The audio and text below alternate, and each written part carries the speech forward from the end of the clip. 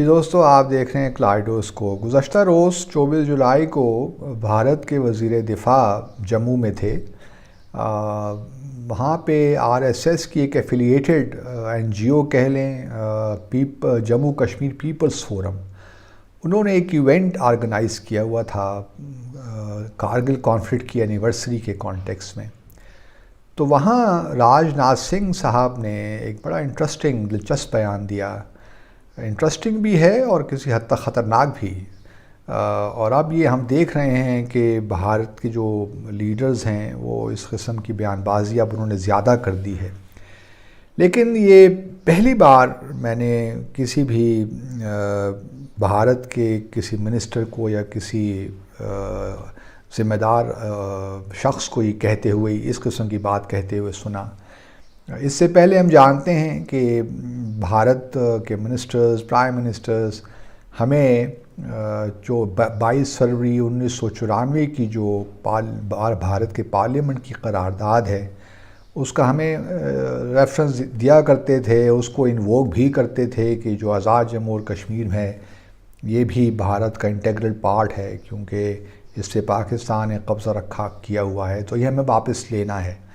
تو یہ ہم تو سنتے رہے، اور کل بھی راج ناتھ سنگھ صاحب نے بھی دوبارہ اس پارلیمنٹ کی جو قرارداد ہے بھارت کی، اس کا ذکر بھی کیا اور کہا کہ یہ ہو نہیں سکتا کہ آزاد جموں اور کشمیر یا بقول ان کے پاکستان آکوپائڈ کشمیر جو ہے وہ ہم واپس نہ لیں، یا وہ ہمارا کشمیر کا حصہ نہ بنے یا بھارت کا حصہ نہ بنے۔ اس کے علاوہ بھی انہوں نے ایک بڑی انٹرسٹنگ بات کی۔ انہوں نے کہا کہ یہ کیسے ممکن ہے کہ ایل او سی کے اس طرف، میننگ کہ جو مقبوضہ جموں اور کشمیر ہے، بابا امر ناتھ جو کہ لارڈ شیو کی ایک فارم تھی، جو مت ہے ایک اس حوالے سے، وہ تو جو امر ناتھ یاترا بھی ہر سال ہوتی ہے، تو وہ تو یہاں پہ ہو، اس سائڈ پہ، بھارت کی سائڈ پہ، مقبوضہ جموں اور کشمیر پہ، اور جو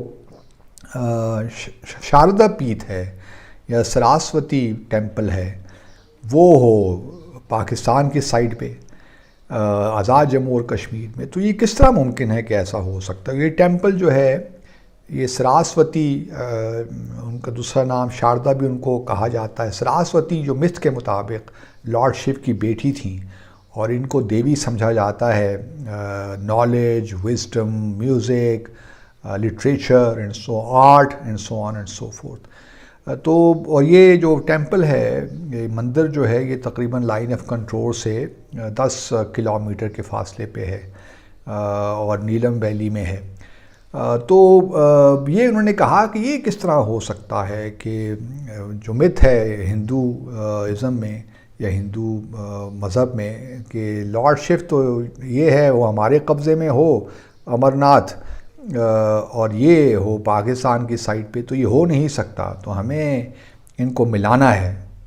اب یہ انہوں نے انووک کیا ہے ایک لحاظ سے آر ایس ایس کی جو آئیڈیالوجی ہمیشہ سے رہی ہے بھارت اکھنڈ کی، اور یہ اسی جانب اشارہ تھا، اور یہ بھی ایک تصور جو ہے اب زور پکڑتا جا رہا ہے کہ بھارت اب ایک جو ہندوتوا ہے، اسی کانٹیکسٹ میں بھارت کے کلچر کو پروموٹ کیا جا رہا ہے، اور خاص طور پہ اسلام اور کرسچینٹی کو ایلین مذاہب کے طور پہ پیش کیا جاتا ہے۔ اور ان کا کہنا یہی ہے، آر ایس ایس کا اور ہندوتوا کے جو ووٹریز ہیں، خاص طور پہ بی جے پی اور باقی بھی جتنے یہ سنگھ پریوار جو ہے، ان کا کہنا یہی ہے کہ یہ دو جو مذاہب ہیں، ان کا یہ پنیہ بھومی، یہ ہماری زمین سے ان کا تعلق نہیں ہے بھارت سے، یہ باہر سے آئے ہیں۔ جہاں تک سکھزم ہے یا ہندوازم ہے یا جینزم ہے یا بدھزم ہے، وہ تو یہاں کی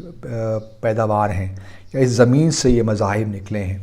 لیکن چونکہ مسلمان، اسلام اور عیسائیت یہ باہر سے آئی ہیں، تو ان کا ہمارے اس علاقے سے کوئی تعلق نہیں ہے۔ تو اس لیے جو مسلمان اس بر صغیر میں رہتے ہیں یا بھارت میں رہتے ہیں یا کرسچنز رہتے ہیں، تو ان کو اپنے آپ کو اڈیپٹ کرنا پڑے گا اور ہندو کلچر اپنانا پڑے گا۔ تو اب اسی فلسفے کی طرف بھارت کو دھکیلا جا رہا ہے، اور اب انہوں نے کشمیر کے معاملے میں بھی مذہب کو انووک کیا ہے. گو کہ جب پارٹیشن ہو رہی تھی اس وقت تو ہم سب جانتے ہیں کہ ٹو نیشن تھیوری تھی. اسی کی بیسس پہ جو ہے جو علاقے پاکستان میں آئے وہ مسلم میجورٹی ایریاز تھے، اور چونکہ princely Jammu and Kashmir state جو تھی وہ بھی تقریباً 78 یا 80% کے قریب مسلمان وہاں رہتے تھے، تو بالکل واضح تھا کہ بھی پاکستان کا حصہ بنے گا. لیکن بہرحال وہ سازشیں ہوئیں، اس پہ پھر کبھی بات کریں گے، اور کس طرح جو ہے بھارت نے اس پہ قبضہ کیا. تو اب جو معاملہ 75 سال کے بعد ہم دیکھتے ہیں تو یہ، اور اس کے بعد چونکہ یہ معاملہ بھارت خود لے کر گیا UN سیکیورٹی کونسل، تو وہاں اب یہ معاملہ حق خود ارادیت کا ہو گیا ہے. اگر آج ریفرینڈم ہوتا ہے اور جموں اور کشمیر کے لوگ یہ فیصلہ کرتے ہیں کہ وہ بھارت کے ساتھ الحاق چاہتے ہیں، تو پاکستان میں کوئی اعتراض نہیں ہو سکتا.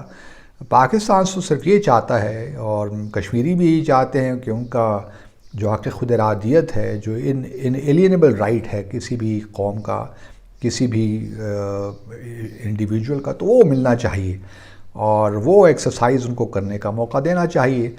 تو اب بہرحال یہ پہلی دفعہ میں نے کسی بھارتی وزیر سے یا کسی ذمہ دار شخص سے یہ بات سنی کہ انہوں نے اب کشمیر کے معاملے میں یہ بھی ایک نیریٹو بنانے کی کوشش شروع کر دی ہے.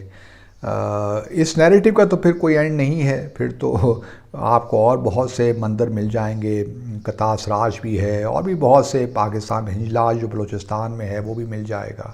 تو مندر تو بہت ہیں. پھر تو یہ وہی ہے، بنیادی طور پہ وہی عکاسی کرتا ہے کہ کس طرح RSS BJP پوری پاکستان کی کریشن کے ہی خلاف ہیں، اور اس کو وہ انڈو کرنے کی ہر ممکن کوشش کر رہے ہیں اور کرتے رہیں گے. اس لیے لیکن ہمارا کیا کیجئے کہ ہمارے اندر کے مسائل جو ہیں، آج بھی دیکھیے سپریم کورٹ میں تماشا لگا ہوا ہے، اور کیا فیصلے ہوتے ہیں ہمیں نہیں معلوم. لیکن بھارت کو ہمیں کلوزلی واچ کرتے رہنا چاہیے، اور میں امید کرتا ہوں کہ جو ہمارے سیکیورٹی کے ادارے ہیں وہ اپنے اس ساری صورتحال کو بڑی غور سے دیکھ رہے ہوں گے. اور کیونکہ بہرحال اس وقت جس موڈ میں لگ رہا ہے وہ یہی ہے کہ پاکستان کو ہر طرح سے نقصان پہنچایا جائے. دیکھتے رہیے کلیڈوسکوپ. اللہ حافظ.